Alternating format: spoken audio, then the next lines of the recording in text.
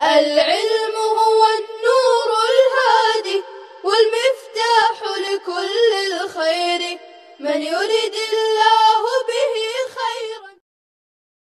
بسم الله الرحمن الرحيم وصلى الله وسلم على نبينا ومولانا محمد وعلى آله وصحبه أجمعين أما بعد فأعوذ بالله من الشيطان الرجيم وإذ قال موسى لقومه إن الله يأمركم أن تذبحوا بقرة قالوا أتتخذنا هزوا قال أعوذ بالله أن أكون من الجاهلين। यहाँ से अब वो वाक़या शुरू हो रहा है जिसकी वजह से इस सूरत का नाम सूरह बकरा रखा गया है।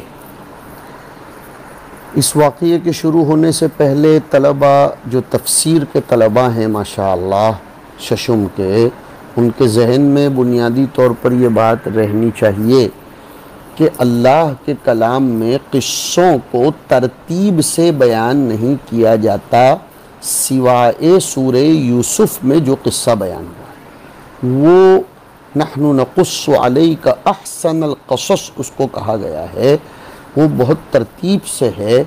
बाकी याद रखो, मैं बार बार बोल रहा हूँ कि अल्लाह के कलाम में क़िस्से में तक़दीम ताख़ीर भी होती है। क़िस्से की कोई कड़ी किसी जगह होती है तो कोई कड़ी किसी और जगह होती है। इसका मकसद ये है कि कुरान करीम क़िस्से ज़िक्र करके मौइज़त चाहता है।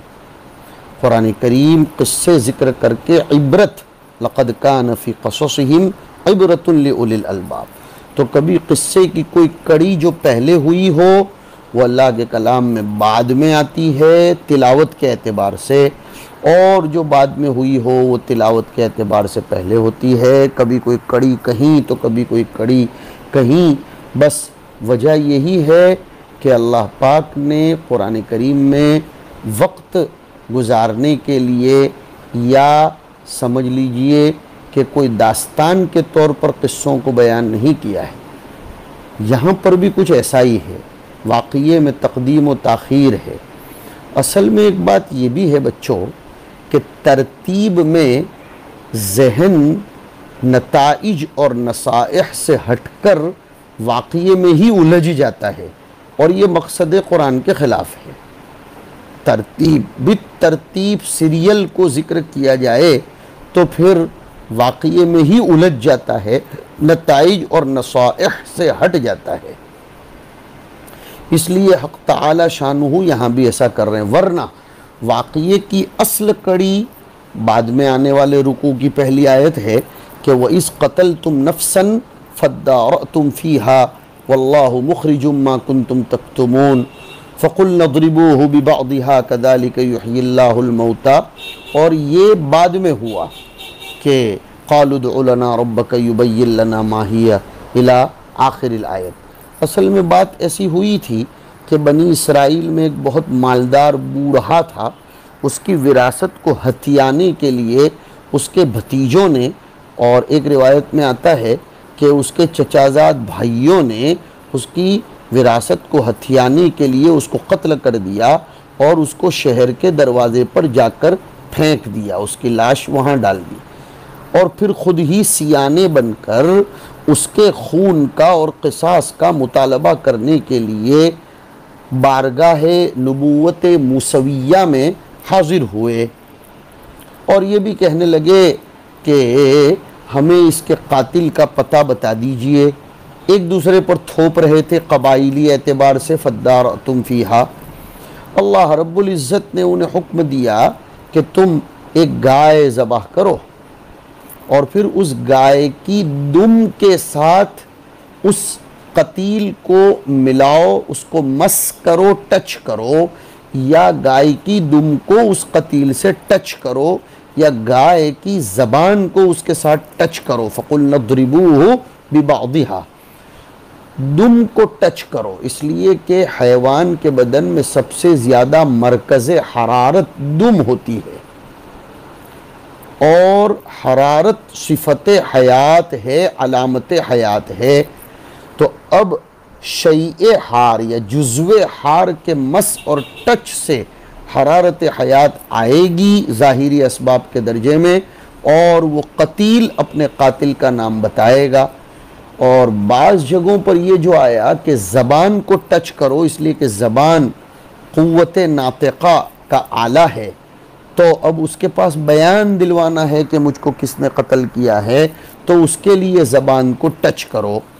और हुआ भी ऐसा कि जैसे ही एक गाय को ज़बह की गई, उन्होंने टाल मटोल कील व काल करते करते बहरहाल कर तो ली गाय को ज़बह, जैसे कि वाक़ये में आ रहा है। फिर उस गाय की ज़बान को और बाद रिवायतों के मुताबिक उसकी दुम को उस कतील के साथ टच और मस किया, तो वो कतील उठा और उसने अपने कातिल का नाम बताया। चूँकि वो कतील आलम बरज़ख को देख कर आया था, इसलिए उसका बयान बमंजिला दो के बयान के गवाहों के होता है, इसलिए कि उसकी ख़बर में सिद्क़ व किज़्ब का एहतिमाल नहीं होता, जानिब सिद्क़ मुतय्यन होती है। और ये अल्लाह की तरफ से एक मौजिज़ा था हज़रत मूसा अलैहिस्सलातु वस्सलाम की हाथ पर, इसको बयान किया जा रहा है। इस वाक़ये में बहुत से इबरतें और दुरूस हैं जो मैंने सूरत के शुरू में ज़िक्र किए थे, इसलिए तस्मियतुल कुल बिस्मिल जुज़ के कबील से इस सूरत का नाम सूरह बकरा रखा गया है।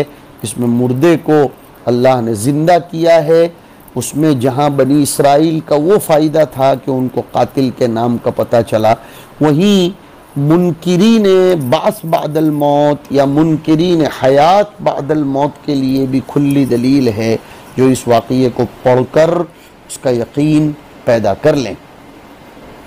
तो बास बादल मौत के वाक़ये को मजबूत भी किया है, और इख्फ़ाए वारिदात और अहकाम खुदावंदी के टाल मटोल की मजम्मत भी इसमें आई है, इसलिए कि उन लोगों ने वारिदात का इख्फ़ा किया था ना, कि कातिल ने अपने आप को छुपाया था, दूसरों पर थोपना चाहते थे। नीज़ वो जो पूछते रहते थे कैसी गाय और किस कलर की, क्या करती होगी, ये सब गलत है। अहकाम खुदावंदी में टाल मटोल नहीं होना चाहिए। हदीस में आया इन्नमा अहलक मन कान क़ब्लकुम कसरतुस्सुआल व इज़ाअतुल माल व क़ील व क़ाल औ कमा क़ाल अलैहिस्सलातु वस्सलाम, कि तुमसे पहले लोग जो हलाक हुए उसके तीन असबाब थे कि वो बिला वजह के फ़ालतू सवालात कसरत से करते थे, माल को ज़ाय और बर्बाद करते थे, और इंदी की चिंदी क़ील व क़ाल, ये कैसा क्यों कब, बिला वजह के ला यनफ़उहुम वला यदुर्रुहुम, ऐसे सवालात वो करते थे। एक चीज़ और भी देखिए, जैसे गधे बैल इंसान के अफ़आल को ताज्जुब से देखते हैं, वैसे ही फ़लासफ़ा भी पैगंबर के अफ़आल को ताज्जुब से देखते हैं, और ये कहते हैं गाय के ज़बह करने में और कातिल का पता लगाने में क्या निस्बत है, वो मैंने आपको बताया। जो निस्बत शऊर इंसानी को शऊर पैगंबरी से है, वो ऐसी है जैसे शऊर हैवानी को शऊर इंसानी से है, इसलिए इसमें ज़्यादा उलझने की ज़रूरत नहीं है। शाह वलीउल्लाह रहमतुल्लाह अलैह ने तो लिखा है कि क़ब्ले नबूवत भी नबी की अक़ल सारी उम्मत से भारी होती है। एक बात और भी सुनिए, जिंदा को मस करने का हुक्म नहीं दिया, बल्कि उस मकतूल को जिंदा को मस करने का हुक्म देते तो हो सकता है कि वो ये कहते कि उसकी रूह इसमें आ गई या इसकी रूह उसमें चली गई, इसलिए मज़बूह के या मकतूल के मस का हुक्म दिया। मज़बूह तो गाय, इस पर ये भी समझिए कि कोई ये न कहे कि जिंदा गाय की दुम से जोड़ते या जिंदा गाय की ज़बान से टच करवाते। उसका जवाब दे रहा हूँ कि जिंदा को मस करने का हुक्म नहीं दिया, वरना कहते कि उसकी रूह इसमें आ गई। दूसरी बात ये भी है, इहयाए मय्यत में माआत का भी सबूत है, और वाक़ये की जो इंतहाई कड़ी है उसको पहले लाए हैं ताकि मुनासबत बाकी रहे उनकी सरकशियों के बयान से कि पैगंबर की इसमें भी नहीं माने। ये भी एक बात याद रखिए, बाज़ उलमा ने यह हिकमत बयान की कि वाक़ये की इब्तिदाई कड़ी बाद में है, इंतहाई कड़ी पहले है, ताकि ऊपर की आयत से मज़मून मरबूत रहे कि वो लोग इसमें भी पैगंबर की बात को नहीं माने। किस में? अब देखते हैं कि वज़कुर इज़ क़ाल मूसा लिक़ौमिही, इससे पहले उज़कुर मुक़द्दर मानकर उसका ज़र्फ़िया होना बता रहे हैं। याद करो उस वक्त को जबकि मूसा अलैहिस्सलातु वस्सलाम ने अपनी कौम से कहा। कब कहा था? ये वाक़या कब हुआ था? ये तो बहुत मुख्तसर तौर पर ज़िक्र करते हैं ना कि वक़द क़ुतिल लहुम क़तीलुन ला युदरा क़ातिलुहु, उनका एक आदमी कत्ल कर दिया गया था और उसके कातिल का कुछ पता नहीं लग रहा था। वसअलूहु यानी वसअलू मूसा अन यदउ अल्लाह अन युबय्यिनल क़ातिल लहुम, उन्होंने हज़रत मूसा से दरख्वास्त की कि अल्लाह से दुआ कर दीजिए कि कातिल का हमें वो पता बतला दे। फ़दआ मूसा अल्लाह, ज़मीरों का मर्जा खोल रहा हूँ, हज़रत मूसा अलैहिस्सलातु वस्सलाम ने अल्लाह ताला से दुआ की तो वहाँ से जो जवाब आया वो ये था कि इन्नल्लाह यअमुरुकुम अन तज़बहू बक़रतन, कि अल्लाह तुम्हें हुक्म देते हैं कि तुम एक गाय ज़बह करो। इब्न कसीर ने लिखा है कि ये गाय मुअन्नस थी तो बक़रतन की तानीस के लिए, और अगर वो मुज़क्कर थी तो इब्न कसीर ने लिखा कि ये ता वहदत के लिए है, समरतुन शजरतुन ताए वहदत।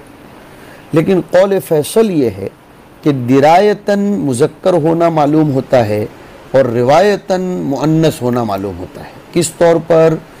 दिरायतन मुज़क्कर इसलिए कि खेत जोतने का काम मुज़क्कर से होता है। खेत ये तो मुज़क्कर जोतता है, यानी बैल जोतता है, न कि गाय ये खेत जोतती है।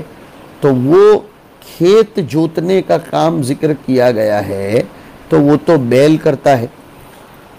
गाय अहली होती है, लिहाजा उसके ज़बाह में ज़्यादा बोझ पड़ता है, इसलिए भी गाय का इंतखाब किया गया। वो अहली होती है, पालतू, और पालतू जानवर के ज़बाह करने में तबीयत पर बोझ पड़ता है, इब्तिला ज़्यादा होगा। नीस पीली गाय का हुक्म दिया इसलिए कि उनके दिलों में पीली गाय जो सामिरीन बना रखी थी उसकी मोहब्बत रचा दी गई थी। वो उश्रिबू फ़ी क़ुलूबिहिमुल इज्र। नीज़ गाय का हमल 90 दिन में होता है, इंसान से इसको इस तरह मुनासबत है। गाय के दूध में और इंसान के दूध में मुशाबहत है, इसीलिए छोटे बच्चों को गाय के दूध की सिफारिश ज़्यादा की जाती है और वही उसको हज़म भी होता है। उलमाए तिब ने लिखा कि गाय के दूध में और इंसान के दूध में मुशाबहत होती है। अच्छा, मैंने आपको अभी कहा था कि मक़तूल का ज़िंदा होकर बताना इसलिए मोतबर है कि वो आलम बरज़ख को देख चुका है, उसके कौल में किस्ब का एहतिमाल ही नहीं और वहम भी नहीं, ख़याल भी नहीं, ख़ता निस्यान का भी कोई एहतिमाल नहीं। दूसरे शाहिद तो ख़ुद मूसा अलैहिस्सलाम थे, इस एतबार से भी दो शाहिदैन का एतराज़ नहीं होना चाहिए। तो याद करो उस वक्त को जबकि मूसा ने अपनी कौम से कहा था कि अल्लाह तुम्हें गाय ज़बाह करने का हुक्म देता है। देखो बकरतन नकेरा है, जौन सी भी गाय वो ज़बाह करते तो चल जाता। खालू, उनको तो मस्ती सूझी, इस सिलसिले में भी उन्होंने नबी की नहीं मानी, शरारत। अतत्तखिज़ुना हुज़ुआ, क्या तुम हमें ऐसा हुक्म देकर ठट्ठा बनाते हो हमारे साथ। अतत्तखिज़ुना हुज़ुवन, तफसीर की महज़ूवम बिना, इशारा कर रहे हैं कि हुज़ुवन मस्दर इसमें मफ़ऊल के माने में है। और बाज़ लोग ये कहते हैं कि मुबालगतन इसको अपनी मस्दरियत पर ज़ैदुन अदलुन के कबील से बाकी रखा जाए। बाज़ मुफस्सिरीन कहते हैं कि यहाँ एक मुज़ाफ़ हस्फ कर दिया जाए, अतत्तखिज़ुना ज़वी हुज़इन। हुज़उन कहते हैं अल कलाम साक़ित अल्लज़ी ला माना लहू, ऐसा कलाम जिसका कोई मतलब और मफ़हूम न हो। तो इनको असल में जोड़ नज़र नहीं आ रहा था।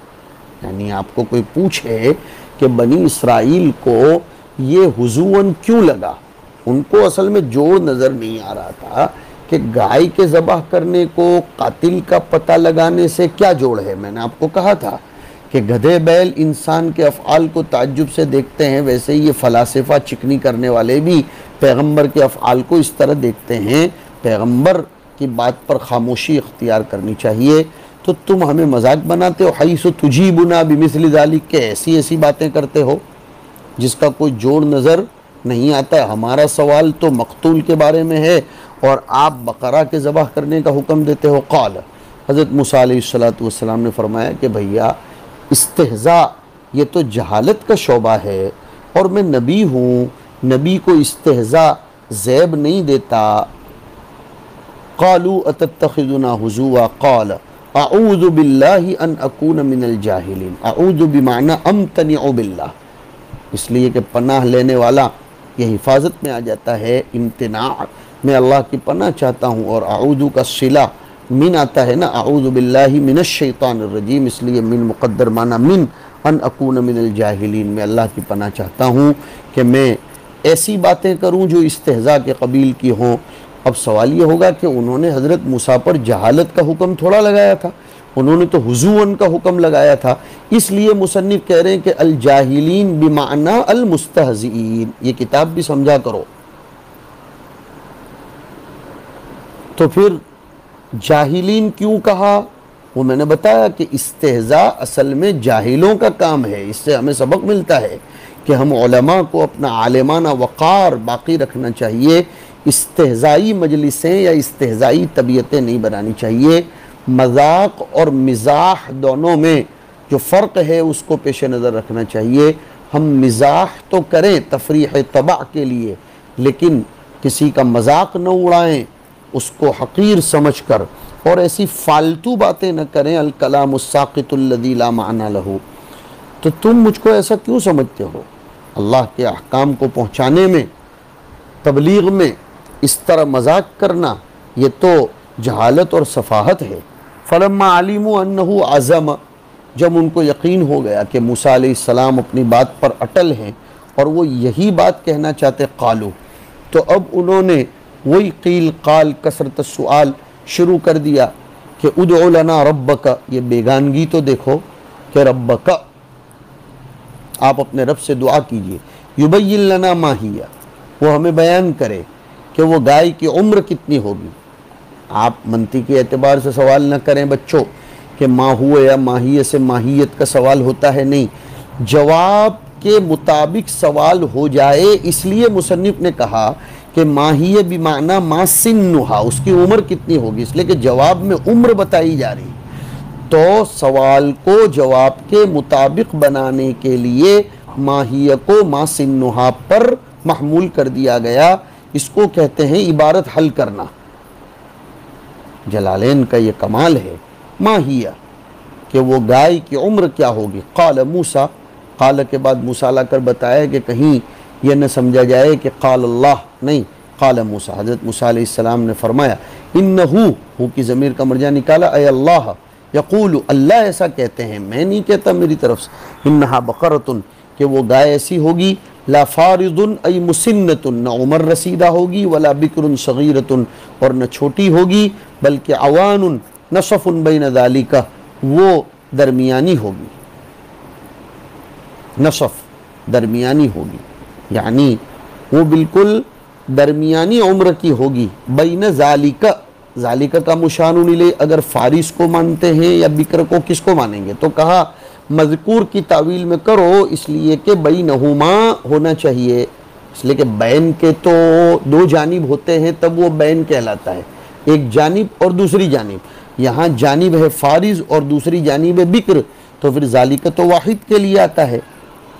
तो बैना ज़ालिका वाहिद कैसे आया? तस्नीया आना चाहिए।